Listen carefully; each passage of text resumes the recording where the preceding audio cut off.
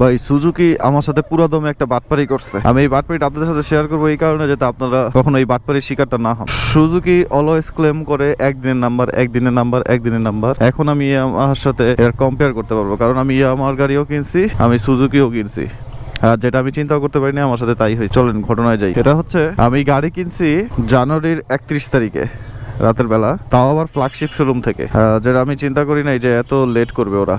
যাই হোক, flagship showroom থেকে কেনার পরে আমি ভাবছি যে ওরা তো খুবই ভালো সার্ভিস দিবে, এই সেই ওরা সার্ভিসের আমার সাথে দেয় নাই। ফার্স্ট অফ অল আমি গেছি, যাওয়ার পরে আমি আমার টাকাটা দিছি, ওরা আমাকে মানি রিসিট দিয়ে বলছে হয়ে গেছে কাজ। তখন আমি চিন্তা করলাম যে মানি রিসিট দেওয়ার পরে আমার ফাইল কই, আমার ফাইল দেন। পরে বলে যে এটা তো একদম ইনটেক মাল, এর জন্য কোনো ফাইল নাই। আমি বললাম যে কেন ফাইল নাই, এটা তো ফাইল সাথে সাথে দেওয়ার কথা। ভাই আমরা কালকের মধ্যে আপনারা ফাইল দিয়ে দিতেছি। সো কালকে কি বৃহস্পতিবার, ঠিক আছে বস। গেলাম, বৃহস্পতিবার হইলো, ফাইল আনতে গেলাম। ফাইল আনতে যাওয়ার পরে তারা আমার বলতেছে যে ভাই আজকে বৃহস্পতিবার, সপ্তাহের শেষ দিন, আজকে ফাইল হবে না, ফাইলটা আমরা রবিবার দিন দিব। রবিবার দিনের কথা বলে আমি শুক্র শনি বাদ গেল, রবিবার দিন গেলাম। রবিবার দিন যাওয়ার পরে আবার আমাকে সে বলতেছে যে ভাই রবিবার দিন সপ্তাহের প্রথম দিন এখানে মাত্র সাইন করবে, সাইন টাইন করার পরে আমরা এর পরের দিন দেই। আচ্ছা গেল, রবিও গেল, সোমও গেল। সোমবার দিন আমি ফোন দিলাম, ভাই এত খরচ করতে তো পারবো না। ফোন দিলাম, ফোন দেওয়ার পর আমার বলতেছে যে ভাই আজকে হয় নাই, কালকে আপনি 100% আমি আপনাকে ফোন দিয়েছি। ভাই গেল মঙ্গলবার দিন, সে সন্ধ্যার সময় আমার ফোন দিল, ফোন দেওয়া বললো যে ভাই এক্ষুনি আসেন, আপনার ফাইল রেডি হয়ে গেছে, ফাইল নিয়ে যান। আচ্ছা দিল। 3 দিন পরে ফাইল দেওয়ার পরে সে আমাকে বলতেছে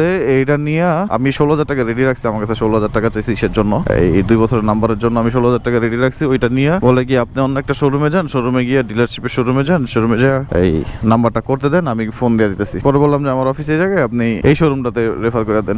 রেফার করলো। রেফার করার পর আমি ওই তৎক্ষণাৎ আমি লেট করি না, কারণ ওরা এত দেরি করতেছে। ওই তৎক্ষণাৎ আমি কাগজগুলা নিয়ে ওই শোরুমেই গেলাম, যে বললাম এই নেন আমার নাম্বারটা করে। ওনারা বলে কি ভাই কালকেই পাওয়া যাবেন, কালকেই পাওয়া যাবে, কালকে পাওয়া যাবেন করতে আমি খুশিতে দিয়ে আসছি। দেওয়ার পরে যেমন কালকে আসলো, তখন আমি ওনারে ফোন দিলাম, মানে 8টার সময় অফিস বন্ধ, 8টার সময় অফিস বন্ধ। সো ওই হিসাব করে আমি 7টার সময় ফোন দিলাম। আমার কালকে সন্ধ্যার কথা বলছে যে কাজ হয়ে যাবে। 7টার সময় ফোন দিলাম, ফোন দেওয়ার পরে ফোন ধরে না। এরপরে আমি ফোন দিলাম হচ্ছে ওই যে নাম্বারটা অনলাইনে দেওয়া, অনলাইনে বলতে কি যে গুগলে দেওয়া আছে যে নাম্বারটা, ওই নাম্বারে ফোন দিলাম, ওই নাম্বারে ফোন ধরে না। এরপর আরেকটা নাম্বার দিয়ে ফোন দিলাম, ফোন ধরছে। ফোন ধরে বলে কি ভাই আমি একটু বাইরে আছি, আমি অফিসে যে আপনার ফোন দিতেছি, দেখতে হবে কাগজটা আসছে কিনা। তখনই আমি বুঝছি কোনো না কোনো কাহিনী তো অবশ্যই হয়েছে। এরপর আরেকটা নাম্বারে ফোন দিছি, ফোন দেওয়ার পরে সেও ধরে বলতেছে ভাই আমি একটু বাইরে আছি। আমি কি বাইরে ভাই আপনারা কি সবাই অফিসের বাইরে? তাহলে অফিসে কে, মানে গাড়ি সেল করতেছে কে? ওরা ভাই যাচ্ছি। যাওয়ার পরে এর আগে আমি তার হোয়াটসঅ্যাপে নক করছিলাম যে ভাই কি অবস্থা, আসসালামু আলাইকুম, ভাই আমার কাগজটা হয়েছে কিনা। সে আমাকে কোনো অ্যান্সার দেয় নাই, সিন হয়েছে। এরপরে ফোন দেওয়ার পরে এই অবস্থা। তারপরে আবার ফোন দিতেছি, যে অফিসে যে যাইতেছে, বলছে যে 20 মিনিট পরে ফোন দিতে, বা সে ফোন দিবে 20 মিনিট পরে। আমি তার আগেই ফোন দিয়ে দিছি, তার আমি আবার ফোন দিই, সে ফোন ধরতেছে না। ফোন না ধরে সে তখন আমাকে হোয়াটসঅ্যাপে রিপ্লাই দেয় যে ভাই আজকে হয় নাই, ট্যাক্স টোকেন প্রিন্ট হয় নাই, এর জন্য আপনাকে কাগজটা দিতে পারি নাই। তো কাগজ সে আমারে তখনও দেয় নাই। বলছে যে ভাই কালকে হয়ে যাবে। কালকে কি বার? বৃহস্পতিবার দিন বিআরটিএ অর্ধেক সময় খোলা থাকে। তার মানে আজকে যে আমার কিভাবে ওরা কাগজ দিব আল্লাহ মাহবুব জানে। 31 তারিখ থেকে এখন পর্যন্ত প্রায় 10 দিন হয়ে গেছে। একদিনের কথা বইলা তারা আমার 10 দিন ঘুরাইলো। এখন এই একদিনের বাটপাড়িটা ওরা কেন করে আমি এটা বুঝি না। এরপরে হচ্ছে আমি ইসের থেকে ইয়ামা কিনছিলাম। ইয়ামা কেনার পরে তারা কখনো একদিন বলে না, তারা 7 দিন বলে। 7 দিন বলার পরেও ইয়ামা 4 দিনের দিন আমারে কাগজ দিয়া দিছে। আর সুজুকি থেকে এত আশা করার পরেও সুজুকি আমারে মানে 10 দিন হয়ে গেল আমার এখনো কাগজই দেয় নাই, যেটা খুবই আমি চিন্তাও করতে পারি নাই। এখন আমি আপনাদের একটা জিনিস বলি, আমি যেটা থেকে কিনছি এটা তো ফ্ল্যাগশিপ শোরুম। ফ্ল্যাগশিপ শোরুম বলতে বোঝায় যে শোরুম ডিলারদের নিয়োগ করে বা এটা অফিসিয়াল শোরুম, সরাসরি সুজুকি যেটা প্রোভাইড করে, এখানে কোনো ডিলারশিপ সাথে অন্তর্ভুক্ত না। এটা হচ্ছে ফ্ল্যাগশিপ শোরুম। আর ডিলারশিপ হচ্ছে তাদের সাথে সুজুকির বাইক দেয়, তারা বিক্রি করে, ওইখান থেকে যা প্রফিট হয় ওরা রাখে। তো আমি ফ্ল্যাগশিপ শোরুম থেকে কিনছি। দয়া করে আপনারা কেউ ফ্ল্যাগশিপ শোরুম থেকে কোনো প্রকার সুজুকি বাইক কিনবেন না। তারা কোনো প্রকার ম্যানার করে না, তাদের সার্ভিস ডিলার থেকে অনেক খারাপ। আর আপনারা তো দামই দিব না কোনো। এত টাকার একটা গাড়ি কিনতে গেছে, ওই তুলনায় আমি রেফারেন্সে গেছি দেখে আমার সাথে একটু ভালো ব্যবহার করছে, একটু কথা বলছে। যদি রেফারে না যাইতাম, নো ওয়ে, এরা আমার কাছে কখনোই কাম্য না ভাই। আমরা মাত্র 100, 200, 400, 500 টাকার প্রোডাক্ট কিনতে যায় বা বিক্রি করতে যায়, যে পরিমাণ সার্ভিস পাই গেস্টদের থেকে বা কাস্টমারের থেকে বা দোকানদারের থেকে বা রেস্টুরেন্টের ওয়েটারের থেকে, ওই জায়গায় আমরা 1 লাখ, 1.5 লাখ, 2 লাখ, 3 লাখ, 3.5 লাখ টাকা দিয়েও ওই সার্ভিস পাই না। দরকার নেই ওই সার্ভিসের।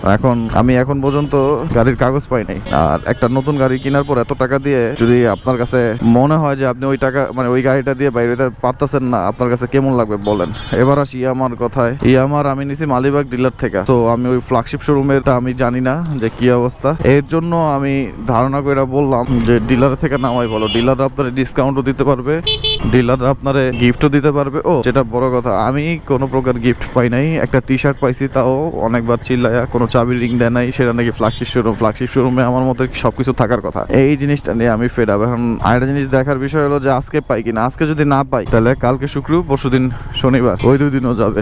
রবিবার দিন পাবো কিনা আল্লাহ মাহবুদ জানে। এখন অনেকেই বলবে যে ভাই তাহলে আপনি নিজে নিজে করাইতেন। আরে ভাই নিজে নিজে যে করামু, আমার তো কাগজটা দিছেই 4 দিন পরে, ফাইলটা যে দেয় ওই ফাইলটাই তো দিছেই 4 দিন পরে। ওই ফাইল 4 দিন পরে যদি আমি নিয়ে মিরপুরের নাম্বার করতে নিতে যাই, আমার ওই দিন তো শেষই। ওই দিন পারবো কি পারবো না, আমার অফিস আছে, এই অফিস রাইখে আমি এরা আবার করার সম্ভব না। এর জন্য আমি ওদের করতে দিছি ভাই নিশ্চিন্তে, তুই 4-5 হাজার টাকা বেশি খাইলো তুই নিজের থেকে কর ভাই। ওরা তো ইমার্জেন্সির জন্য টাকা নিয়েছেই, ইমার্জেন্সি করে দেওয়ার জন্য তো টাকা নিয়েছেই। তো এই পাটপড়িটা আমার সাথে কেন করলো? আই হোপ সুজুকির ওইসব দিকে খেয়াল করা উচিত। আমার কথা হলো নাম্বার দিলে দিবি, সময় মতো কয়ে দিবি। 1 দিনের মধ্যে নাম্বার, 2 দিনের মধ্যে নাম্বার, এইসব বাটপারি কথা না বইলা মানুষজনের সঠিক তথ্য দেওয়া সাথে থাকা উচিত। কারণ আপনারা অনেক বড় একটা ব্র্যান্ড বাংলাদেশে, ইয়ামাহা আর সুজুকি, এই 2টা ব্র্যান্ড। এই 2টা ব্র্যান্ড যদি বাটপারি করে মানুষের সাথে, তাহলে আর কিছু বলার নাই। আমি অনেক ফেড আপ হয়ে গেছি এই কটা দিন। আমি অনেক ফেড আপ হয়ে গেছি, আমার পক্ষে আর সহ্য হইতেছে না যে একদম পুরোনো একটা বাটপারি করবো। আজকে ওই কথাগুলো বলার জন্য বের হইছি। আজকে চাইছিলাম যে সকালবেলায় গাড়ির কাগজ নিয়ে নাম্বার নিয়ে বাইরে চলে যাবো, এটা আমার পক্ষে সম্ভব হলো না শুধুমাত্র ওদের কারণে। আমার কাছে কাগজ করতে গিয়ে হয় আমার কয় যে ভাই আপনার ট্যাক্স টোকেনটা প্রিন্ট হয় নাই, এর জন্য আজকে দিতে পারবেন না। আমি বাহ, এটা ফাইজলামানির কথা যে আমার সাথেই বলা লাগে। এই মোটো টিটির কি অবস্থা? 10টা বাজে এখনো মোটো টিটি খোলে নাই।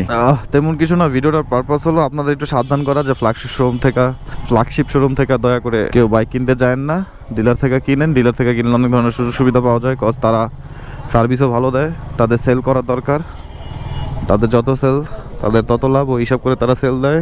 আর ফ্ল্যাগশিপ হচ্ছে প্যারা নাই, চিল, দিলে দিব, না দিলে নাই। সো দয়া করে সবাই একটু সাবধান আর চিন্তা ভাবনা করে বাইক কিনুন। আমার মতো এত তাড়াহুড়া করে, আমি তো আসলে ঝামেলার মধ্যে পড়ে তাড়াহুড়া করে বাইক কিনছি। আল্লাহ হাফেজ, দেখা পাবে ইনশাল্লাহ। আসসালামু আলাইকুম।